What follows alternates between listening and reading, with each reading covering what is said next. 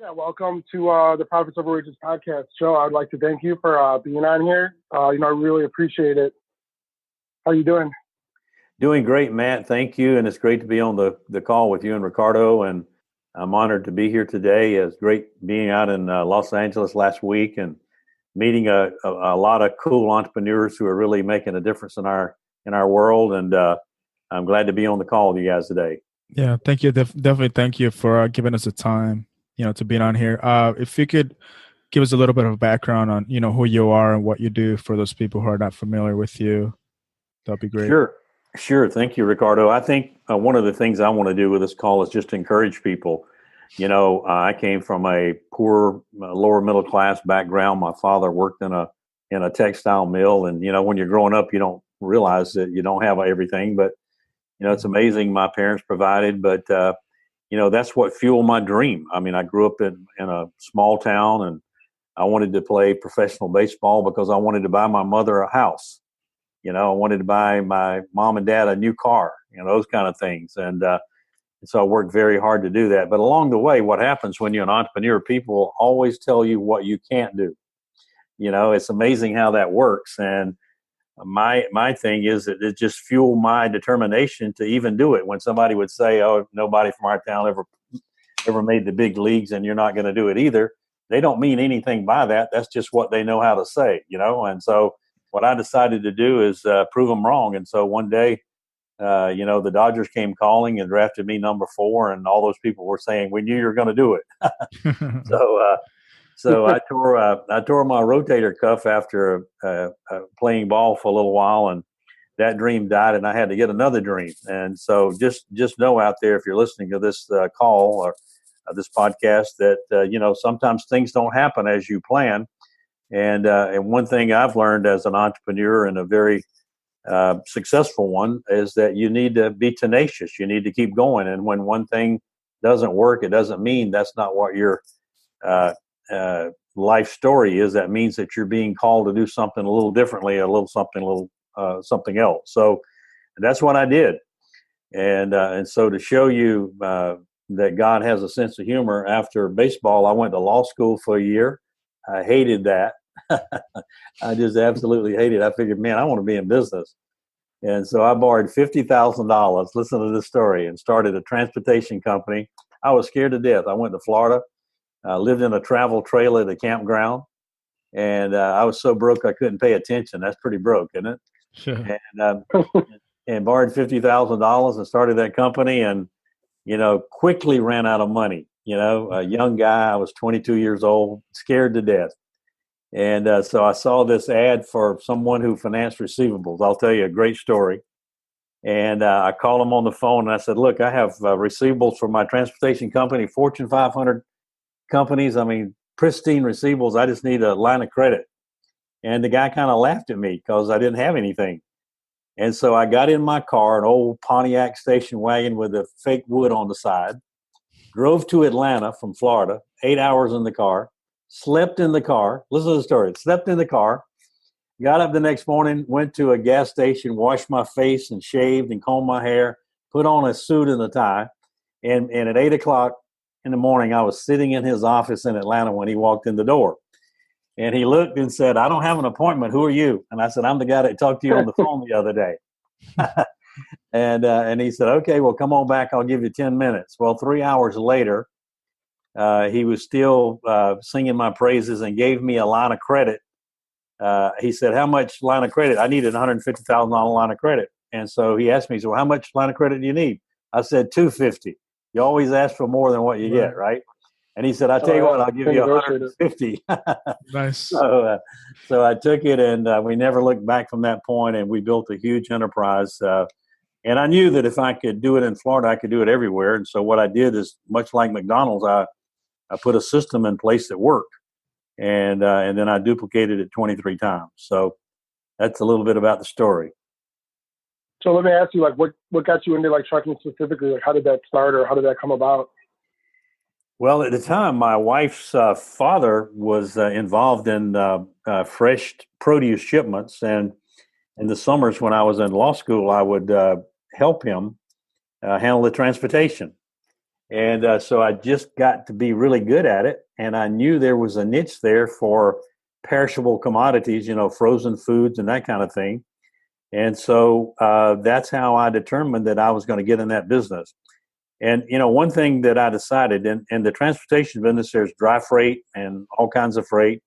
But I wanted to specialize in the time-sensitive, temperature-sensitive, refrigerated division of the industry, because I knew if I haul food, that no matter if we had a recession or bad turn down in the economy, that people would continue to eat.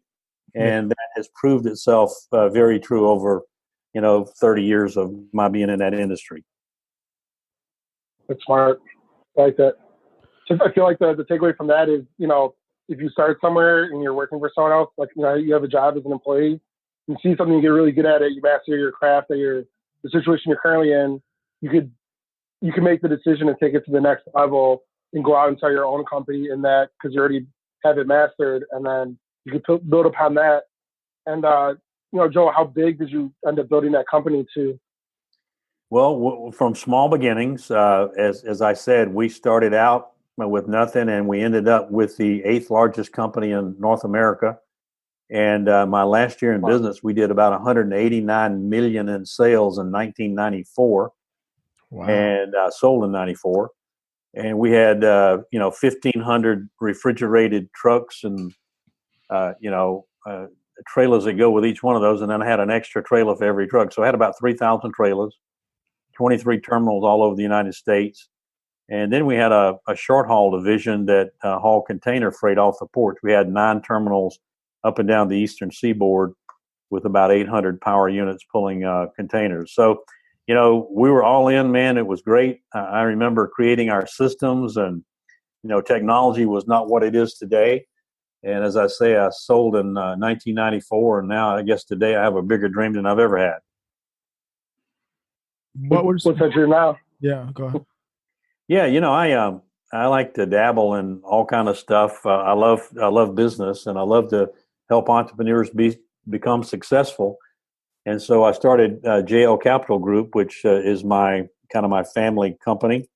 And we invest in a lot of different things and do a lot of different things in the areas that we like. We love nutrition. We like transportation, of course. I like any kind of technology that has some legs, and real estate, of course, and finance. The whole financial industry is something that I love and I'm intrigued by. And so we're in a number of things, involved in a company called Football Ventures that we just did a reverse merger with, and it has some legs, and trying to purchase a sports club to put in that company. But we've tried to buy a couple of Premier League soccer teams as a conglomerate, and every time we get to the altar, they turn us down. So it'll happen, but you have to persevere as an entrepreneur, and so that's one of the things I'm excited about in 2018. Just excited about a lot of things. There's so much opportunity in so many sectors in our society, and the economy is really good right now. And what I've learned, guys, is I've learned to fail forward. As an entrepreneur, you're going to make mistakes and do things, but you have to keep going. And so sometimes you can get a great education, but your greatest education is learning how to do something and failing. Talking about that, I think my ultimate goal is to own a soccer team. I used to play soccer when I was younger, and I've been watching soccer since I was maybe 10 years old, and I watch it every single weekend. And, that's probably my ultimate goal, to own a soccer team. So it's funny that you mentioned that.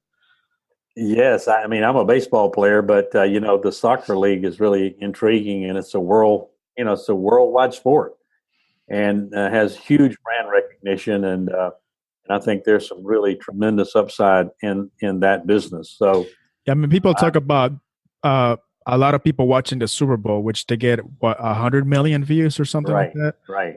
There's this game in Spain that it's played between Barcelona and Real Madrid, and they get 400 million views. I know. So it's incredible, isn't it?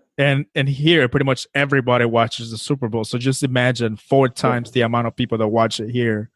watch that one game worldwide, and it's not even a championship game. It's just like a regular season game.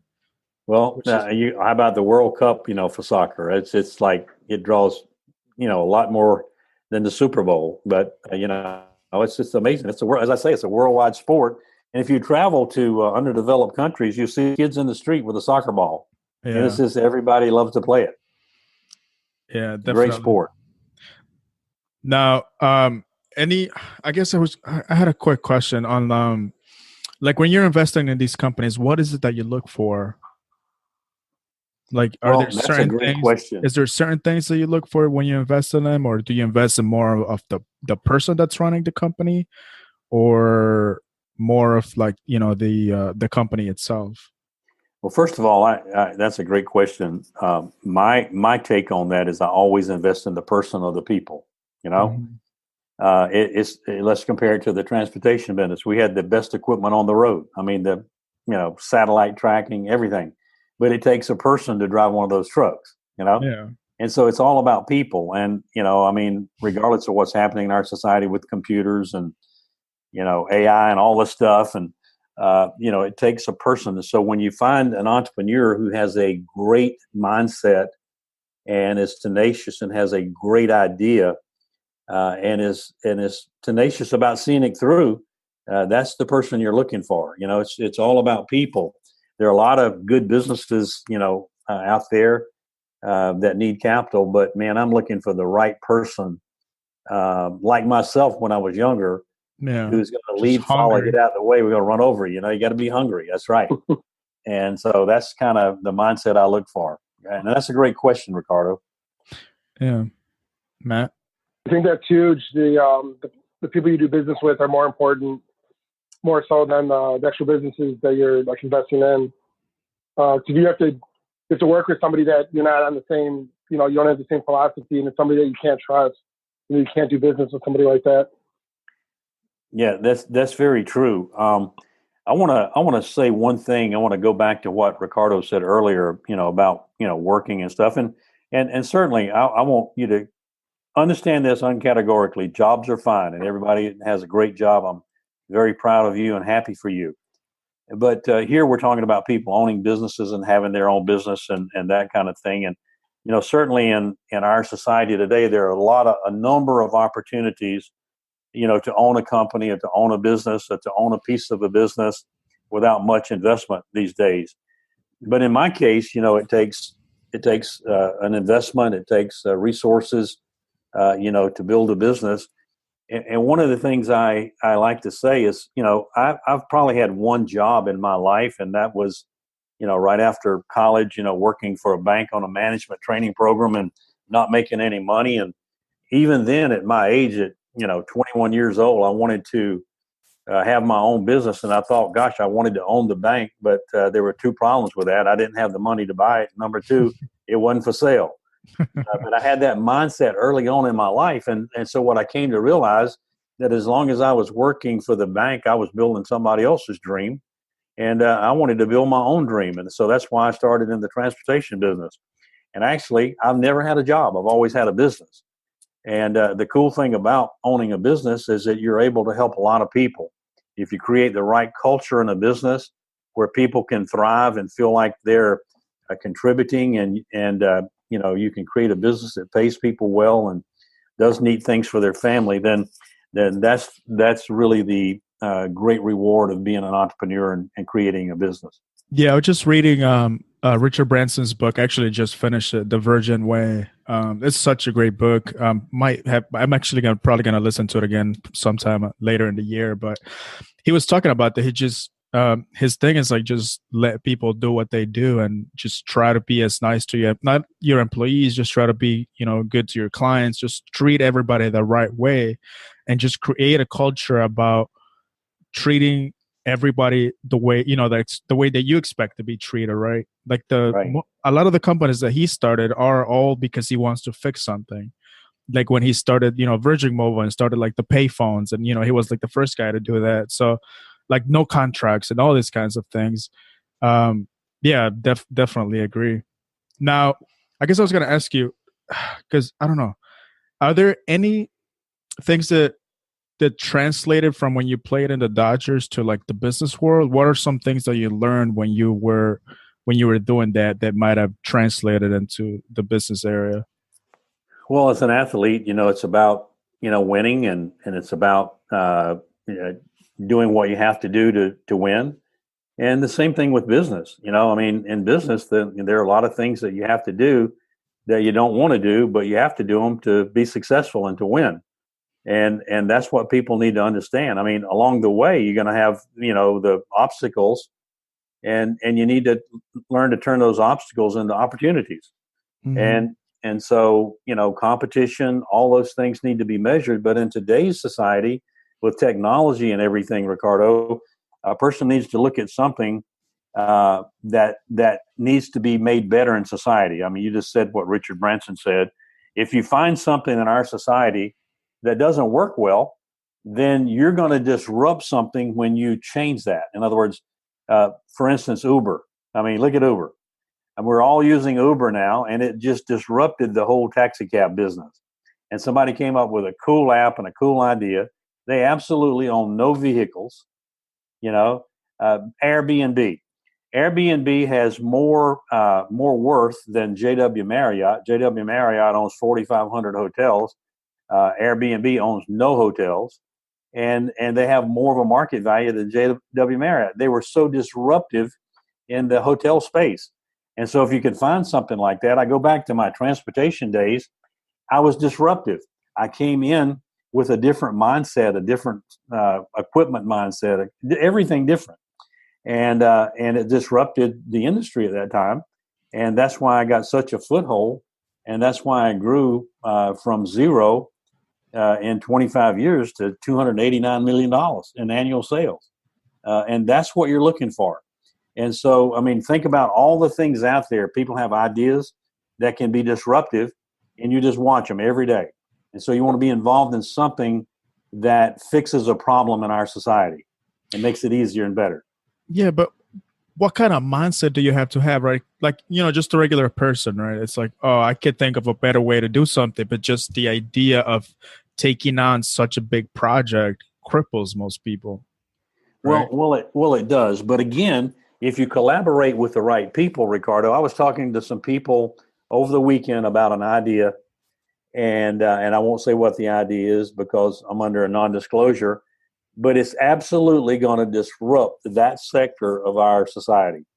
And it was just an idea. And so when you get the idea, then you put the protection in. You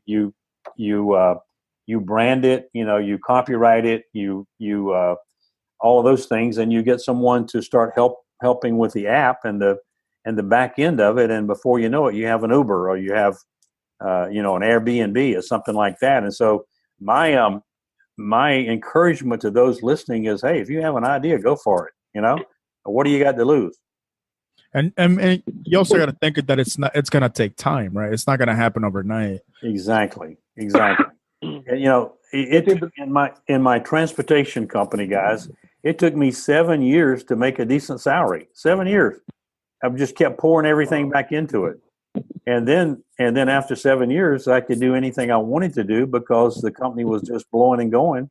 And but you're right, Ricardo. A lot of people it's not going to happen overnight. It's not going to happen in a month or 2 months. It's going to happen by you putting in the work and doing the planning, the executing, and staying with it to make it happen. And then boom, it happens, and you can write your own ticket. Well, I think that's the biggest thing is that, if you have an idea, you have to make sure that you're passionate enough about it, that you'll stick with it forever, no matter what, until it's successful. And it's, you start with an idea and you start researching it and start executing and putting things in place. But you have to do that over and over again for years and years until it comes to fruition.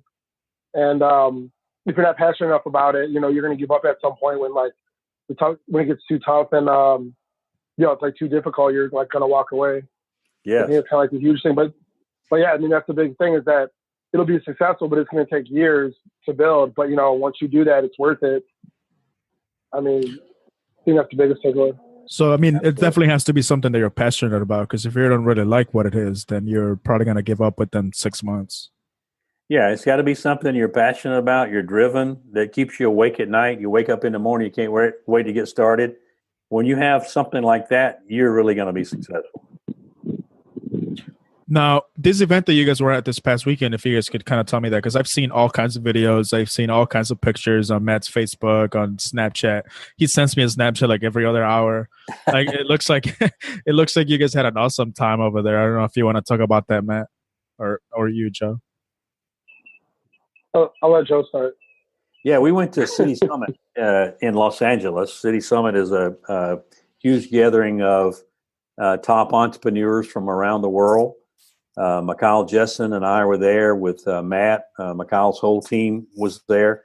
We just had a great time rubbing elbows with Matthew McConaughey, with Brian Jones, who created UGG boots, with Noel Lee, who created Monster. You saw their Super Bowl ad, just amazing.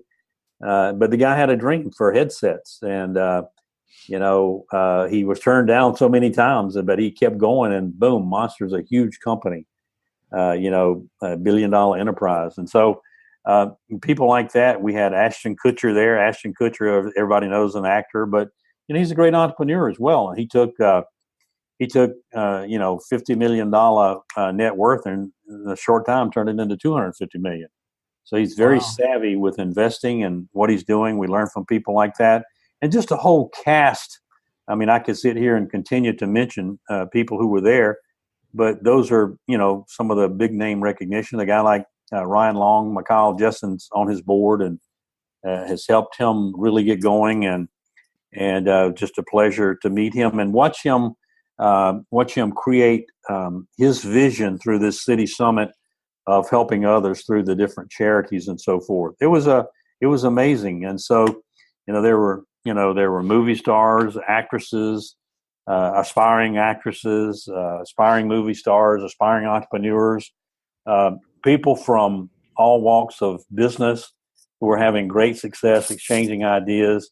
And isn't that what it's all about? I mean, it's just so much fun, so energizing to be around people like that. I'd really like to know what rate we were all vibrating at, because, man, that room was on fire. I didn't see it. Yeah, you didn't see one person getting sleepy and nodding. We were just all feeding off each other. At the business sessions, there were probably 300 or 400 people there. And then for the evening sessions, I bet the last evening we were there were probably over 1,000 people. You could hardly walk around. Wow. But it was just energizing and invigorating, and to be around winners like that. Yeah, the Friday and Saturday was the city summit, and it was probably about 20 different speakers, like some of the top business minds in the world. And when they weren't speaking, you were able to network. Everyone was together in the same room, and you were able to network, in between breaks and at lunch and whenever. And then the city gala was Sunday night, and basically what that was they were actually honoring 9 different charities that had, for their, what they've contributed to society. And James Denley was one of the honorees, and we've had him on the podcast a few episodes back, and he's done so many great things with his charity, and then also what he contributed in the business world. And just awesome to talk network with different business finds and celebrities and different things. You never know what can come out of it, and really opens up the possibilities and opportunities for the future. And just, making, networking and making those contacts and those connections. Because you can always do way more with more people than you can on your own. I think that's one of the biggest things that people don't know. Like, entrepreneurs, when you start off, you're like, oh, I got this idea, but kind of don't tell anyone about it. You kind of go off on your own, do it on your own, and try to, do it for a few years. It doesn't work. And it really opens up, and you can expand. You're way more successful when you bring in other people, mentors such as Joe, who's been, mentoring Mikhail for 8-9 years now. And what you want to do, and this was a big thing that some of the speakers had said, is, you want to find things like consultants instead of opinions. Like, everyone has an opinion, but if they haven't done what you want to do, then it doesn't really matter what their opinion is. You want to find someone that has done exactly what you've done, and then take their opinion, which then it's actually, they're consulting you. It's like wisdom. They're giving you advice on something that they actually have experience in, as opposed to someone telling you theory. So it's kind of like the big takeaway that I saw is that, if you're an entrepreneur starting off, or you're going through your business, like find someone who's done more than you and talk to them and get their advice. And that's the biggest takeaway that I got. Yes. We Ricardo, we also had Jack Canfield there. He wrote Chicken Soup for the Soul. A tremendous motivational speaker, very successful, highly successful author. He's made millions of dollars and traveled the world, has done so well. But, a couple of takeaways from what he said, and people, especially young entrepreneurs need to hear this. He said, stop blaming everyone for where you are, stop complaining about where you are. He says, give up making excuses about where you are. And he says, harness the power of your thoughts. As a man thinketh, so he is. And so, wherever we are in our life, we're there. And so let's don't blame anybody. Let's don't complain about it. Let's just do something about it. And he said, set a big, audacious goal and start going for it. He said, harness the power of your thoughts. And so when I think about my day so far today, I've just been thinking good things about what could happen for me and my family if I give my best effort today and I show someone kindness. And another speaker said, you don't always have to be right. In fact, it's great not to be right, because that means somebody else is going to be wrong if you're going to be right. So what would be good if you could just be in agreement with someone to edify them and show them kindness and to help them along life's journey, and just do your best. I think that's where we all are, and coming out of this is, hey, we want to give our best effort and see what happens. And I think that's where I'm in my life. Definitely. Yeah, you're saying don't compare yourself to other people. Compare yourself to your former self. Because a lot of people don't know, as an entrepreneur, you're not you don't have a boss to tell you if you're doing good or bad. You're kind of doing your own thing, and sometimes you don't really realize how far you've gotten or like what you've accomplished until you look back at where you were, 6 months ago, a year ago, 2 years ago. That's the thing, that if you compare yourself to yourself and you see that you're making progress, that's the most important thing, and that's what's going to motivate you to keep going. Because if you've already made progress, that there's more progress that lies ahead that you can accomplish, and don't worry about everyone else's accomplishments, because everyone's running their own race. And I like that. Yeah. Now, to talk a little bit more about the mentoring, because Matt and I have had Mikhail on the podcast in Francisco, and I've known Mikhail in Francisco for a little while now. Let's talk about how you've been mentoring Mikhail, and kind of is that something you do with people, or is this just specific individuals that you do that with? Well, I like to take people that I can take joy in, that I can see that same fire in their eyes that I had when I was their age, and I still have in my eyes. I still have that fire in my belly, in my eyes. And so Mikhail and I have been friends for a number of years now, and frankly, he reminds me of me when I was his age. He is just after it. So is Francisco, and it's just a pleasure to work with people like that. They have a vision, and there's no stopping them. It's like, lead, follow, get out of the way. We're going to run over you in a nice way. That's the way that's the mindset you have to have when you're building your vision and your dream and your company. And so I believe in two things. Number one, everybody needs to be a mentor and have a mentor. In other words, it's paying it forward. Matt and I had some really good talks out in Los Angeles. And so whatever he can glean from what I told him, he will pay it forward. And that's what we do. But I look for people like Mikhail or Francisco, and I see what they're doing. And my gift is I see how big it can be. I like to tell people, eyes that look are common, but eyes that see are rare. Everybody looks at something, but what you want to do is really step back and try to see it for where it can be 5 years from now, 10 years from now, down the road. And one of the things that people fail to do is they get through with their schooling and they think they're done. Hey, you should be growing and teaching yourself and learning every day. You should be reading in good books. You should be reading. Ricardo, you said on the first part of the podcast here, that you read Richard Branson's book. Good for you. You know what I'm going to do? I wrote it down. I'm going to read it. I'm going to order it when we get through here. And so I want to continue to read, continue to educate myself, continue to build myself up, and so I can pass that on to other people. Tom Bilyeu, the owner of the Impact Theory and also Quest Nutrition at our conference out in LA, the City Summit, he said, be the learner. He said, never ever judge yourself in the lens of the moment of where you are. Continue to learn, continue to grow, continue to do your best, and boom, it happens. And that's what people need to hear. I'm looking for people like you and Matt. I'm looking for people like Mikhail Jessen that I can lock arms with and not only mentor them, but be mentored by them. I mean, I learn a lot from Mikhail. I learn a lot from Francisco because we talk openly and we share ideas, and that's how you become better. Mm-hmm.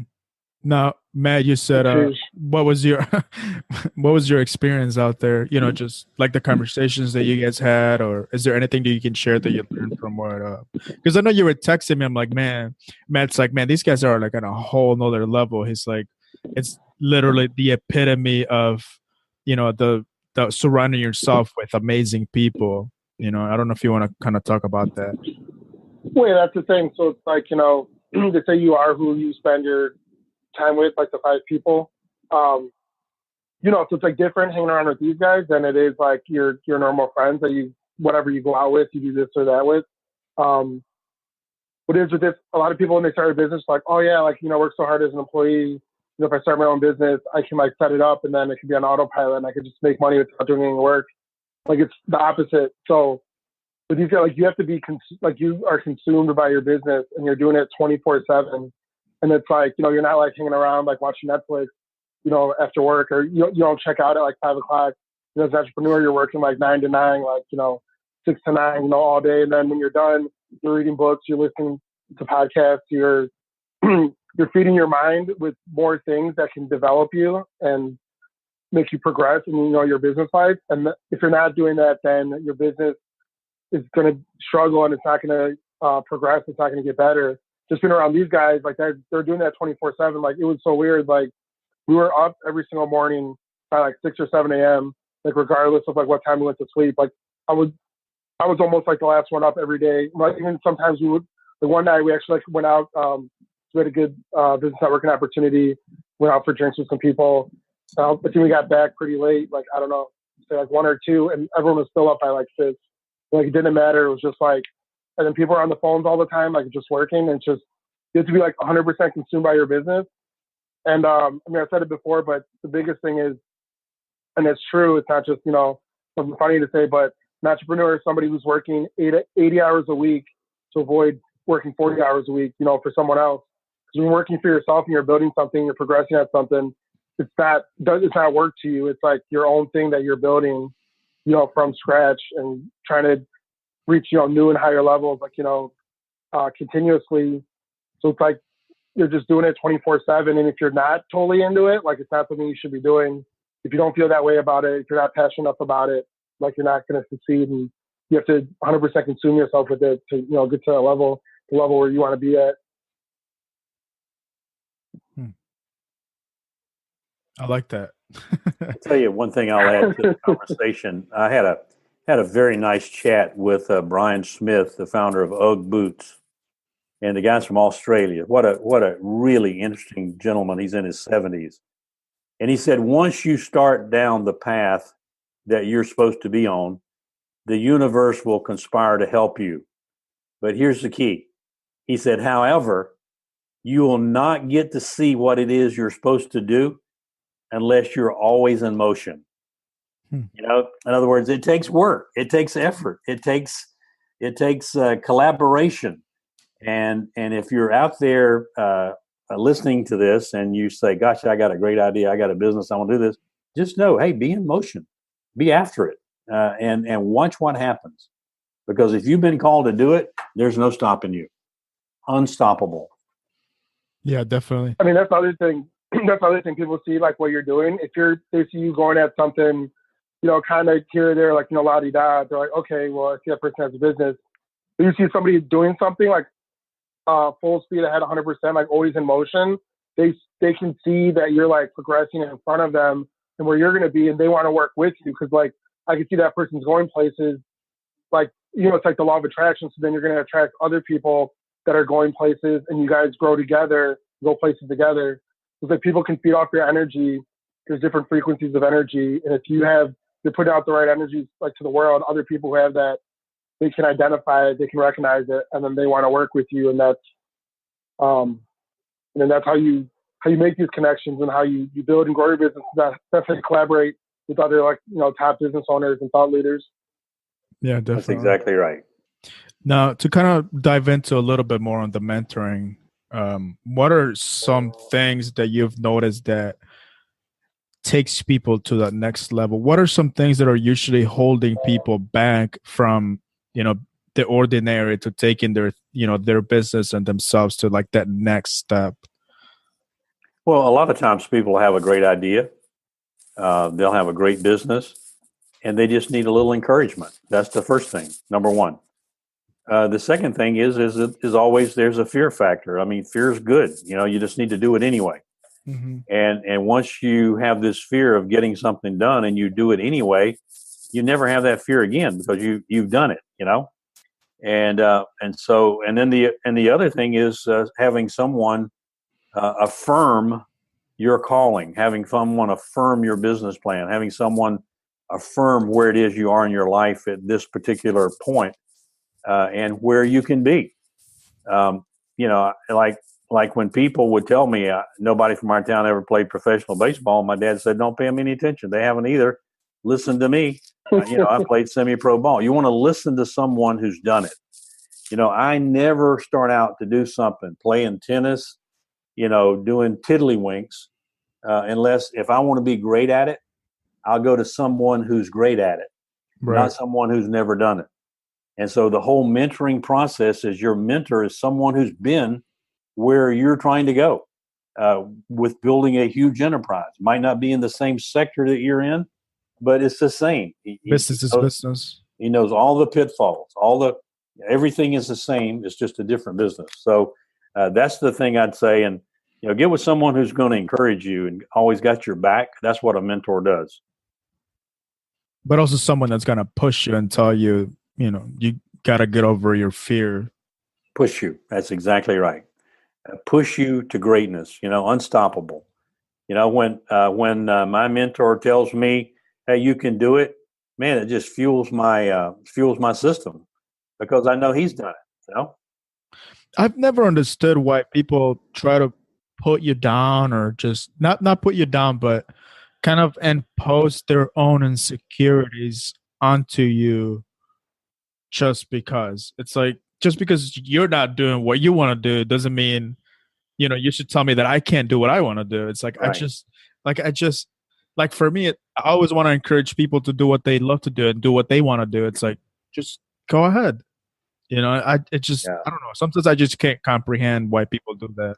Well, it's a mindset in our society, and people don't mean anything by it. They really don't. When they tell you, "Oh man, you're never going to be successful doing that," I mean, that's just what they know how to say, and they don't really know what they're saying, and so you shouldn't take it personally. When I started my transportation company on a shoestring and a prayer, people said, "Why don't you get a job, man? I mean, you're taking a risk." I'm thinking, taking a risk for what? I'm broke now. You know, I mean, what am I risking? You know, I'm living in a travel trailer in a campground. You know, what am I risking? I got a dream. You know, my dream is bigger than anything you can say to me. And that's the mindset an entrepreneur has. I mean, I don't care. I remember when Walt Disney was doing Disney World in Orlando. Now, listen, I was living in Florida at the same time, about 60 miles from Orlando, building my company. And we heard about this company that was buying up all the land in different names. And it was Walt Disney. Sooner or later, he revealed himself to be Disney. And I'll never forget, he asked one of his partners, a guy named Mark Linkletter, to put $100,000 into Walt Disney World as part of the financial investor package, and Art Linkletter turned him down. And he turned him down with this: "Hey, Walt, you're doing so good in California. Why would you want to go to Florida and buy swampland and develop something down there, man? Just stay out here in California. You're doing great out here." Well, Walt Disney didn't pay him any attention, did he? Obviously. A huge conglomerate in Orlando, Florida. And so you're going to have people that tell you, don't mean it. Art Linkletter didn't mean anything by that. But you know what?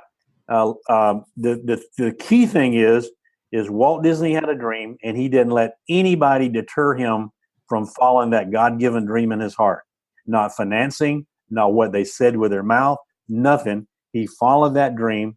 He put action to his dream, and look what he created. And that's what I encourage everybody who's listening to this to do. Hey, if you have a dream in your heart, you know that's what you've been called to do, then you go for it and don't pay anybody any attention because they don't mean what they say anyway.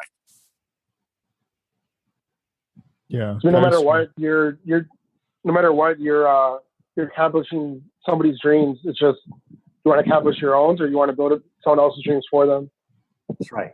Like, exactly right. Good decision. Matt, you said you wanted to go into the questions because we're getting, I think we're at about 45 minutes. Let me go grab them so you could talk for like the next 30 seconds. Give me a second. All right. So Joe, what was like one of the biggest things that you had to like overcome when you were building your business? What was one of like the biggest setbacks? Well, my How fear did you overcome it? My fear of doing it and having never done a business, that's always the first thing. The second thing is the ruthlessness of the competition in that industry. You know, there were people trying to put me out of business. And, you know, you hang up your shingle and you start a company, and there are people in that sector, they're going to try to put you out of business, or they're going to try to take your freight. And I just didn't let that bother me. I worked every day like there was no tomorrow, and I'd go to sleep at night and thank God for that day. And I wake up the next morning, Mach 2, with my hair on fire, ready to fight another day for my dream. And that's the way you have to do it. What were some of the things that they did, and what like adjustments did you have to make to like, beat them at their own game, right? Yeah, well, they would say things like, I'm too young, and I don't have a lot of experience and those kind of things. And heck, that's an asset, not a detriment. I mean, hey, I want to do business with people who are young and aggressive and going ahead in life, And so just take that negative they're trying to give you and turn it into a positive. Awesome. All right, I got the question. Yeah. Let's go into the questions section of the podcast. This is usually about the last 15 minutes or so. So I guess just say like, the first thing that comes to your mind. First one is, how do you stay motivated? By reading and listening to the success of other people. Okay. What was your first business idea, and what did you do with it? Transportation, and built a $180 million company. How did you get your idea? Matt, go ahead.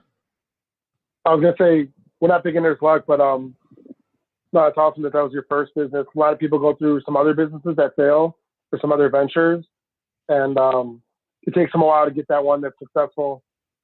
So it's awesome that was the first one that you did, and the success that you got from that. Well, let me tell you the second one that I did, and that'll help everybody. The second one I did was real estate. My partner and I created a $100 million real estate portfolio. And then 2008 and 2009 came along, and we each lost $11 million of cash. And so we got our rear end handed to us, and it was a very valuable lesson. I won't make that mistake again. And so, you fail forward in life and in business. To what do you attribute your success?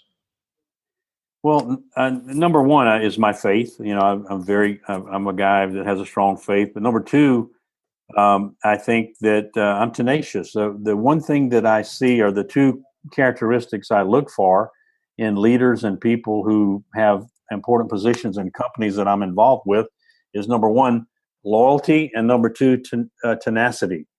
Those are the two qualities I look for. Okay. What habits help make you successful?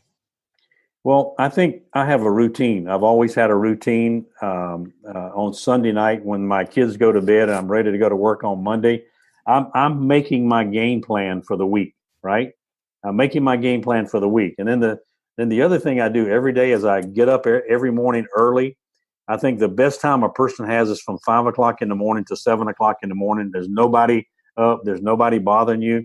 You can do your spiritual time. You can meditate. You can write in your journal. You can make your plan for the day, and you can be so far ahead of everybody who's just getting up at 7, or 6 or whatever. And then I go to the gym. I work out an hour, hour and a half, and I come back and get dressed for battle, ready to go. Dude, Joe's swole. He's got that old man strength. He should have someone at the house. Can push anybody around him. If you got the chance to start over, what would you do differently? Well, I would do it more often. I think I wouldn't do anything differently. In the real estate part that we lost a lot of money, I would, who knew that the subprime thing was going on at the time? Not many.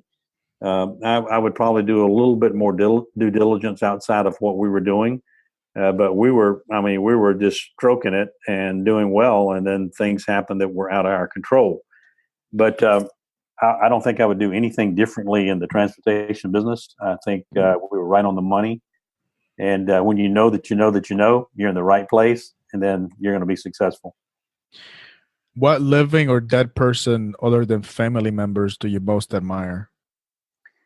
Well, I admire Steve Jobs for what he did at Apple. He got run out of Apple at one time. And he came back and saved the company and made it the giant that it is. And he never lost sight of that dream, of his vision for that company. And that's what entrepreneurs do. Okay. What is one thing that you find to be true that most people would disagree with? One thing that I find to be true that most people will disagree with. Well, I think that no matter what it is that you're involved in, if you have the stamina, willpower, the commitment to see it through, you're going to be successful no matter what. And last one, this is my favorite question.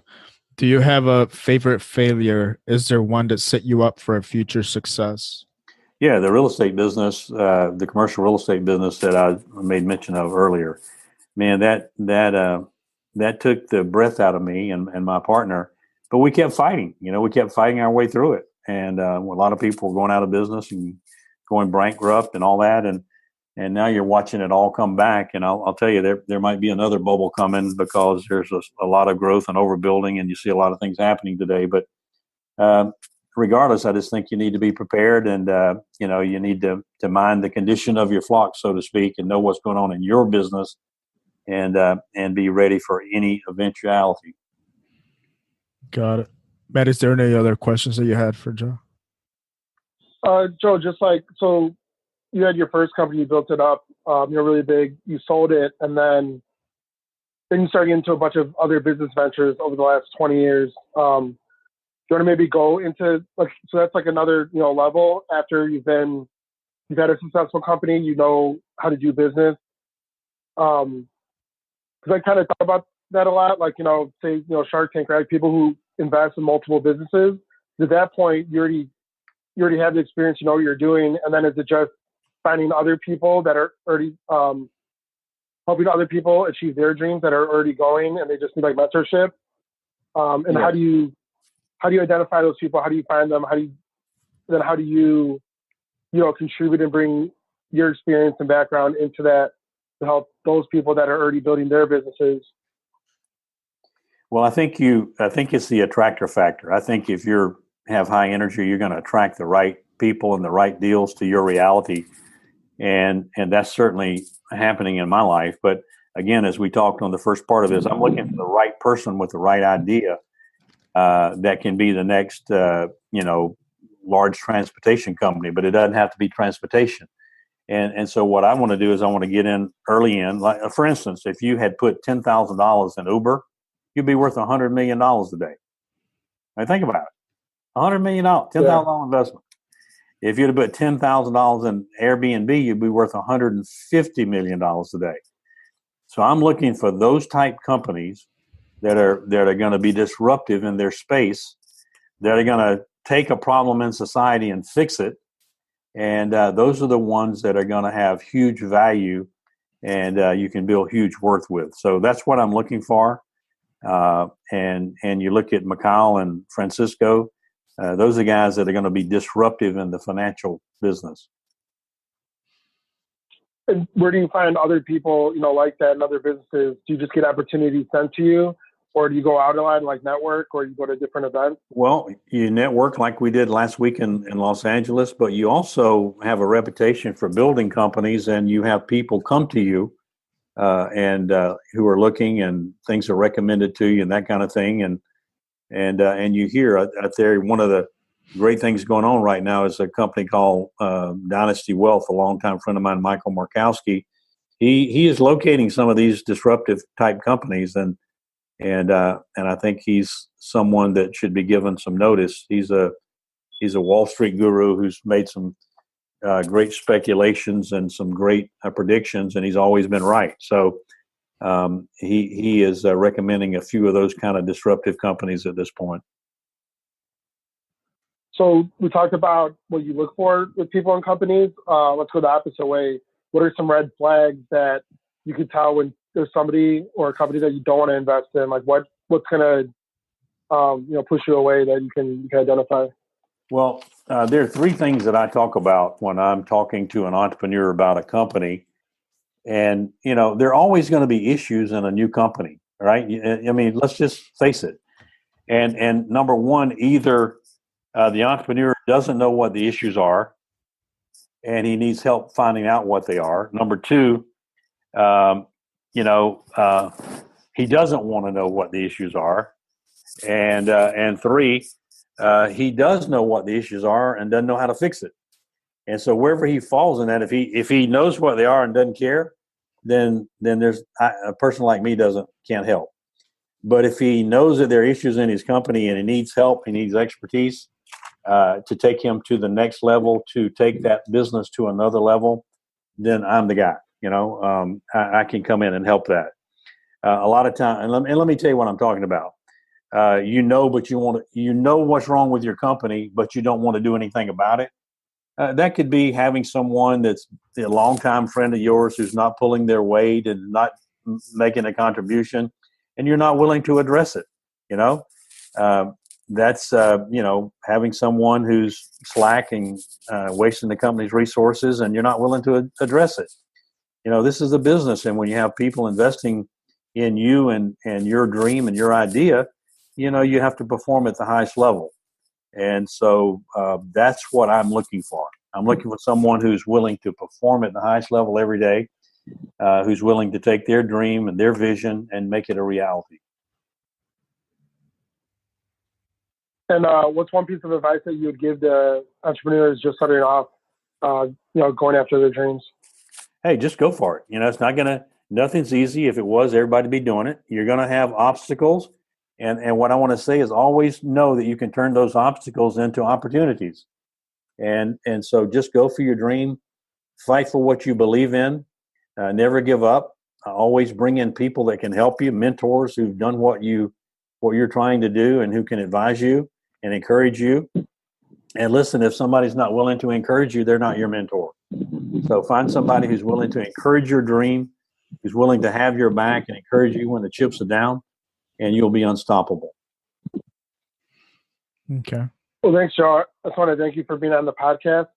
Where can people find you? How can people get a hold of you if they fit your criteria of what you're talking about? They have an awesome business idea that they want to talk to you about. Well, you can get me. I'm on Facebook at Joseph Land, Charleston, South Carolina. On Twitter at Joseph Land 16, Instagram Joseph Land 16. 16 was my number when I played ball. Joseph Land 16, or at josephland.com. You can read more about me. You can message me at joe@josephland.com, and I'll return your email and encourage you any way I can. Thank you, Joe. Really appreciate you giving us your time. You bet. This is awesome. Yeah. All right. Thanks so much.